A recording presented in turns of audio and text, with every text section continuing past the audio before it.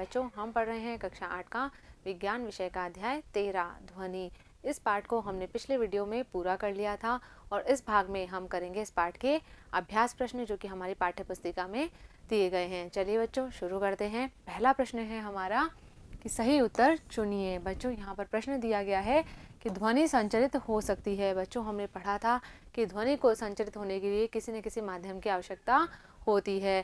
ध्वनि जो है वो ठोस, द्रव और गैस तीनों माध्यमों में संचरित हो सकती है। तो यहाँ पर हमारा सही उत्तर क्या हो जाएगा? यहाँ पर हो जाएगा उत्तर घ जो है ठोस, द्रव और गैस तीनों में ध्वनि का संचरण हो सकता है। चलिए नेक्स्ट क्वेश्चन की तरफ बढ़ते हैं। नेक्स्ट क्वेश्चन है निम्न में से किस वाक् ध्वनि की आवृत्ति न्यूनतम होने की संभावना है? यहाँ पर हमें कुछ ध्वनि दी गई है, छोटी लड़की की, छोटे लड़के की, पुरुष की और महिला की। तो बच्चों हमें पता है कि तारत्व जो है वो सबसे न्यून किसका होगा? पुरुष की ध्वनि का होगा और इसकी आवृत्ति जो है वो भी न्यूनतम होगी। चलिए आगे बढ़ते हैं। नेक्स्ट क्वेश्चन है निम्नलिखित कथनों में सही कथन के सामने टी तथा गलत कथन के सामने एफ पर निशान लगाइए। यहाँ पर जो है बच्चों हमें ट्रू और फॉल्स बताने हैं। पहला कथन है ध्वनि निर्वात में संचरित नहीं हो सकती। बिल्कुल सही बात है।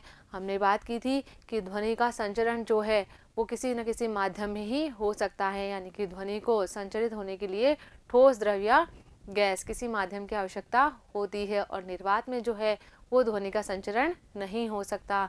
तो क्या आ जाएगा बच्चों? यहाँ पर ट्रू आ जाएगा। ये कथन जो है बिल्कुल सही है। नेक्स्ट है किसी कंपित वस्तु के प्रति सेकंड होने वाले दोलनों की संख्या को इसका आवर्तकाल कहते हैं। नहीं बच्चों, बिल्कुल नहीं कहते हैं। इसे क्या कहते हैं? इसे आवृत्ति कहते हैं। तो ये कथन क्या हो जाएगा? ये गलत हो जाएगा। फॉल्स पर हम निशान लगाएंगे। नेक्स्ट है यदि कंपन का आयाम अधिक है तो ध्वनि मंद होती है। बिल्कुल नहीं होती है बच्चों। यदि आयाम अधिक है तो ध्वनि क्या होगी? अधिक प्रबल होगी। तो ये कथन भी क्या हो जाएगा? गलत हो जाएगा। आगे बढ़ते हैं। नेक्स्ट है मानव कानों के लिए श्रव्यता का परास 20 हर्ट्ज से 20,000 हर्ट्ज जो है वो होता है। तो बच्चों हमने पढ़ा था कि जो मानव कर्ण होता है वो 20 हर्ट्ज से लेकर 20,000 हर्ट्ज तक की आवृत्ति वाली ध्वनि को सुन सकता है। तो ये कथन कैसा हो जाएगा? ये ट्रू हो जाएगा, सही कथन है। नेक्स्ट है कंपन की आवृत्ति जितनी कम होगी तारत्व उतना ही अधिक होगा। ये बात भी क्या है? गलत है। कंपन की आवृत्ति अधिक होगी तो तारत्व भी क्या होगा? उच्च हो जाएगा। तो ये कथन क्या है? गलत हो जाएगा। नेक्स्ट है अवांछित या अप्रिय ध्वनि को संगीत कहते हैं। नहीं बच्चों, क्या कहते हैं उसे? शोर कहते हैं। जो ध्वनि हमें पसंद नहीं आ रही है उसे हम क्या कहेंगे? शोर कहेंगे। तो ये कथन क्या हो जाएगा? गलत हो जाएगा। नेक्स्ट है ध्वनि प्रदूषण आंशिक श्रवण अशक्तता उत्पन्न कर सकता है। तो बच्चों हमने पढ़ा था कि जो ध्वनि प्रदूषण है उससे हमारी सुनने की शक्ति प्रभावित होती है। हम पूरी तरह से बहरे भी हो सकते हैं यदि हम अधिक शोर में रह रहे हैं, या फिर हमारा जो सुनाई देना है वो कम हो सकता है। तो ये बात क्या है? बिल्कुल सही है। तो क्या हो जाएगा? यहाँ पर ट्रू पर निशान आ जाएगा। चलिए आगे बढ़ते हैं। नेक्स्ट क्वेश्चन लेते हैं। नेक्स्ट है उचित शब्दों द्वारा रिक्त स्थानों की पूर्ति कीजिए। क्या करना है बच्चों? हम यहाँ पर रिक्त स्थान भरने हैं। पहला कथन है किसी वस्तु द्वारा एक दोलन को पूरा करने में लिए गए समय को क्या कहते हैं बच्चों? इस समय को कहते हैं हम आवर्त काल। तो क्या आ जाएगा बच्चों? यहाँ पर दोलन को पूरा करने में लिया गया समय क्या कहलाता है? आवर्त काल कहलाता है। चलिए नेक्स्ट क्वेश्चन है प्रबलता कंपन के डैश से निर्धारित की जाती है। प्रबलता किस पर निर्भर करती है बच्चों? उसके आयाम पर निर्भर करती है। तो क्या आ जाएगा यहाँ पर? आयाम से निर्धारित की जाती है। नेक्स्ट है आवृत्ति का मात्रक है। आवृत्ति का मात्रक क्या होता है बच्चों? आवृत्ति का मात्रक होता है हर्ट्ज। तो क्या आ जाएगा यहाँ पर? हर्ट्ज जो है वो आवृत्ति का मात्रक होता है और इसे हम जो है HZ से प्रदर्शित करते हैं। नेक्स्ट है अवांछित ध्वनि को क्या कहते हैं बच्चों? शोर कहते हैं या संगीत कहते हैं? हाँ बिल्कुल, क्या कहते हैं? अवांछित ध्वनि जो है वो शोर कहलाती है। नेक्स्ट है ध्वनि की तीक्ष्णता कंपनों की डैश से निर्धारित होती है। तो किससे निर्धारित होगी? वो जो है कंपनों की आवृत्ति से निर्धारित होती है। तो क्या आ जाएगा यहाँ पर? आवृत्ति से निर्धारित होती है। चलिए आगे बढ़ते हैं। नेक्स्ट क्वेश्चन है एक दोलक 4 सेकंड में 40 बार दोलन करता है। इसका आवर्तकाल तथा आवृत्ति ज्ञात कीजिए। क्या ज्ञात करना है बच्चों? हमें इस दोलक का आवर्तकाल और आवृत्ति ज्ञात करनी है। तो अगर हम बात करें आवृत्ति की, तो हमें यहाँ पर पता है दोलनों की संख्या कितनी दी हुई है? 40 दी हुई है। और इन 40 दोलन को करने में लगा समय कितना है? 4 सेकंड। और आवृत्ति क्या होती है बच्चों? दोलनों की संख्या बटा दोलन में लगा समय। तो हमें यहाँ पर दोनों दिए गए हैं। दोलनों की संख्या कितनी है? 40 है और दोलन में लगा समय कितना है? 4 सेकंड है। तो जब हम 40 को 4 से भाग करेंगे तो क्या उत्तर प्राप्त होगा? 10 कंपन प्रति सेकंड। तो ये क्या हो जाएगी? इस दोलक की आवृत्ति हो जाएगी। अब हमें पता है कि जो आवर्तकाल होता है बच्चों वो क्या होता है? 1 बटा आवृत्ति, यानी कि एक कंपन को करने में कितना समय लग रहा है। तो हमने आवृत्ति यहाँ पर ज्ञात की है, तो क्या कर देंगे हम? 1 बटा 10। तो उत्तर क्या प्राप्त हो जाएगा? 0.1 सेकंड क्या हो जाएगा? इस दोलक का आवर्तकाल हो जाएगा। चलिए नेक्स्ट क्वेश्चन लेते हैं। नेक्स्ट क्वेश्चन है, एक मच्छर अपने पंखों को 500 कंपन प्रति सेकंड की औसत दर से कंपित करके क्या कर रहा है बच्चों? ध्वनि उत्पन्न करता है। और हमें क्या ज्ञात करना है? कंपन का आवर्तकाल कितना है, यानी कि हमें यहाँ पर आवर्तकाल जो है वो ज्ञात करना है। क्या दिया हुआ है हमें? कि 500 कंपन करने में लगा समय कितना है? 1 सेकंड। यहाँ बोल रहा है कि 500 कंपन प्रति सेकंड, ये हमें आवृत्ति दी गई है। और हमें क्या ज्ञात करना है? कि एक कंपन करने में लगा समय कितना है। तो क्या हो जाएगा बच्चों? 1 बटा 500। तो उत्तर क्या प्राप्त हो जाएगा? 0.002 सेकंड। ये क्या हो जाएगा? ये इसका आवर्तकाल हो जाएगा। चलिए आगे बढ़ते हैं। नेक्स्ट क्वेश्चन है, निम्न वाद्य यंत्रों में उस भाग को पहचानिए जो ध्वनि उत्पन्न करने के लिए कंपित होता है। यहाँ पर हमें कुछ वाद्य यंत्र दिए गए हैं और उसमें जो भाग कंपित हो रहा है उसका हमें नाम लिखना है। तो अगर हम बात करें ढोलक की, तो ढोलक के अंदर जो तानित झिल्ली होती है, ऊपर उसमें झिल्ली लगी हुई होती है तनी हुई, उसको जब हम कंपित करते हैं तो आवाज़ उत्पन्न होती है। नेक्स्ट है सितार। तो बच्चों सितार के अंदर क्या कंपित होते हैं? तार जो है उनमें कंपन होता है। अगला है बांसुरी। तो बांसुरी में वायु स्तंभ के कंपन के कारण ध्वनि उत्पन्न होती है। बांसुरी कैसी होती है? एक लंबी जो है वो नलिका के समान होती है, उसमें वायु भरी रहती है, तो वायु स्तंभ जो है उसमें कंपन होता है। चलिए आगे बढ़ते हैं। नेक्स्ट क्वेश्चन है, शोर तथा संगीत में क्या अंतर है? क्या कभी संगीत शोर बन सकता है? बच्चों हमें पता है शोर क्या होता है? कि वह ध्वनि जो हमारे कानों को कष्ट पहुंचाती है, हमें अप्रिय लगती है, क्या कहलाती है? शोर कहलाती है। जबकि जो ध्वनि हमारे कानों को सुखद लगती है, संगीत कहलाती है। तो क्या लिखेंगे बच्चों हम? कि शोर क्या है? अप्रिय व अवांछित ध्वनि होती है, जबकि प्रिय और सुखद ध्वनि क्या होती है? संगीत होती है। आगे हमसे पूछा है कि क्या कभी संगीत शोर बन सकता है? बिल्कुल बन सकता है बच्चों। कब बनेगा? यदि संगीत जो है वो अत्यंत प्रबल हो जाए, यदि संगीत को भी बहुत अधिक तेज आवाज़ में बजाया जाए तो क्या हो जाएगा? वो शोर हमें महसूस होगा। चलिए आगे बढ़ते हैं। नेक्स्ट क्वेश्चन है बच्चों, अपने वातावरण में ध्वनि प्रदूषण के स्रोतों की सूची बनाइए। कैसे जो है हमारे वातावरण में ध्वनि प्रदूषण हो रहा है, किन किन कारणों से, वो हमें लिखने हैं। तो क्या है उसमें? सबसे पहले मशीनें। बहुत सारे जो हम निर्माण कार्य चलता रहता है या फिर जो उद्योग हैं वहाँ पर मशीनें लगातार काम करती रहती है, तो उनमें से जो है बहुत शोर उत्पन्न होता है और जिसके कारण क्या होता है? ध्वनि प्रदूषण होता है।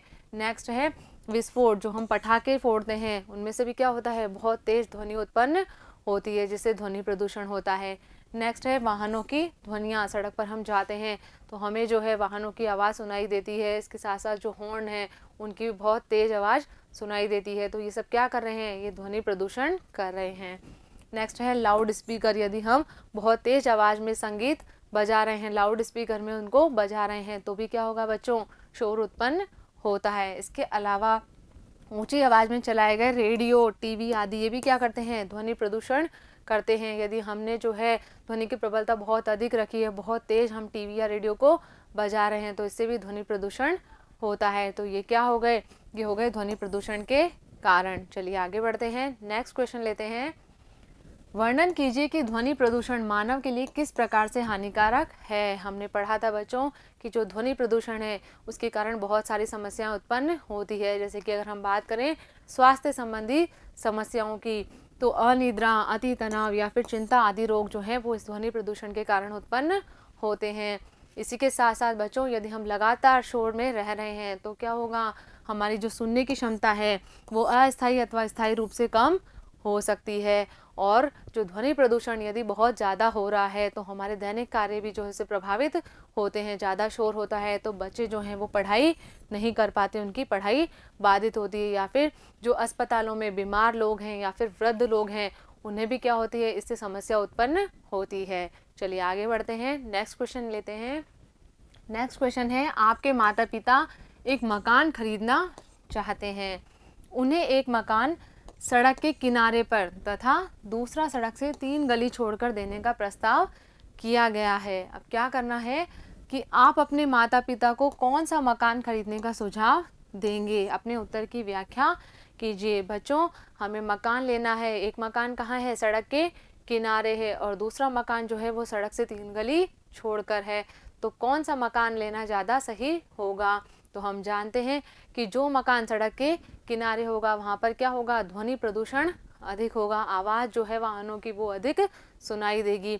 इसी के साथ साथ वहाँ पर वायु प्रदूषण भी अधिक होगा। तो हम जो है सड़क से जो है 3 गली छोड़कर जो मकान है वो लेना अधिक पसंद करेंगे। तो क्या लिख सकते हैं हम इसमें कि हम अपने माता पिता को सड़क से 3 गली छोड़कर बना मकान खरीदने का सुझाव देंगे। क्यों? क्योंकि वहाँ पर क्या होगा, ध्वनि प्रदूषण जो है वो दूसरे मकान के मुकाबले कम होगा। क्योंकि जो सड़क के किनारे मकान बना है वहाँ पर क्या है, वाहनों की ध्वनियाँ ज़्यादा सुनाई देगी। और इसी के साथ साथ क्या हो सकता है, स्वास्थ्य संबंधी तकलीफ़ें भी हमें हो सकती है। और क्या होगा, हमारी सुनने की क्षमता जो है वो भी प्रभावित हो सकती है। और जो सड़क के किनारे बना मकान है वहाँ पर वायु प्रदूषण जो है वो अधिक होगा। इसलिए सड़क से 3 गली छोड़कर जो बना हुआ मकान है वो ही क्या है, उत्तम है। चलिए आगे बढ़ते हैं, नेक्स्ट क्वेश्चन लेते हैं। नेक्स्ट क्वेश्चन है, मानव वाक्य यंत्र का चित्र बनाइए तथा इसके कार्य की अपने शब्दों में व्याख्या कीजिए। बच्चों हमें क्या करना है, इस तरह से जो है मानव वाक्य यंत्र का चित्र बनाना है। अब हमें पता है कि क्या हमारा वाक्य यंत्र जो है वो कहाँ पर है, हमारे गले में एक उभार के रूप में स्थित है, जिसे हम क्या कहते हैं, लैरिंक्स या हमारा कंठ कहलाता है ये। अब ये जो हमारा वाक्य यंत्र है इसमें क्या होता है कि इसके अंदर, इसके आर पार जो है 2 वाक तंतु उपस्थित होते हैं। कौन सी अवस्था में, एकदम तनी हुई अवस्था में होते हैं। और इनके बीच में वायु के निकलने के लिए जो है एक झिर्री बनी होती है। तो क्या होता है बच्चों कि जब फेफड़ों से जो है वायु बलपूर्वक इस झिर्री से बाहर जाती है तो क्या होता है, वाक तंतु हमारे कंपित होते हैं और उससे ध्वनि उत्पन्न होती है। तो हम क्या कह सकते हैं कि ध्वनि का उत्पन्न होना किस पर निर्भर कर रहा है, वाक तंतुओं के ढीलेपन या फिर उनके तनेपन पर निर्भर करता है। चलिए नेक्स्ट क्वेश्चन लेते हैं। नेक्स्ट क्वेश्चन है, आकाश में तड़ित तथा मेघ गर्जन की घटना एक समय पर तथा हमसे समान दूरी पर घटित होती है। क्या कह रहा है कि जब आकाश में बिजली चमकती है तो जो मेघ गर्जन की आवाज़ आती है वो और जो चमक है वो क्या हो रही है, एक साथ हो रही है और हमसे जो है समान दूरी पर होती है। लेकिन क्या होता है, हमें तड़ित पहले दिखाई देती है तथा मेघ गर्जन जो है वो बाद में सुनाई देता है। क्या आप इसकी व्याख्या कर सकते हैं, ऐसा क्या कारण है कि हमें क्या हो रहा है, पहले बिजली चमकती हुई दिखाई देती है और उसकी आवाज़ जो है वो हमें बाद में सुनाई देती है? ऐसा क्यों होता है बच्चों? ऐसा इसलिए होता है कि ये जो घटना है हमसे समान दूरी पर हो रही है, लेकिन हमें क्या हो रहा है, तड़ित पहले दिखाई देती है और मेघ गर्जन जो है वो बाद में सुनाई देता है। क्यों? क्योंकि प्रकाश की चाल जो है वो ध्वनि की चाल से काफ़ी अधिक होती है। तो प्रकाश जो है वो पहले हमारी आंखों तक पहुंच जाता है और जो ध्वनि है वो माध्यम में थोड़ी धीरे संचरित होती है और फिर हमारे कानों तक पहुंचती है। इसलिए हमें मेघ गर्जन की आवाज़ जो है वो थोड़ा लेट सुनाई देती है। तो बच्चों यहाँ पर हमारे ये अभ्यास प्रश्न कंप्लीट हो गए हैं। मुझे उम्मीद है कि इन प्रश्नों के उत्तरों को आपने अच्छे से समझा होगा और अपनी कॉपी में नोट भी कर लिया होगा। तो बच्चों मिलेंगे हम अगले वीडियो में अगले पार्ट के साथ। तब तक आप पढ़ते रहिए।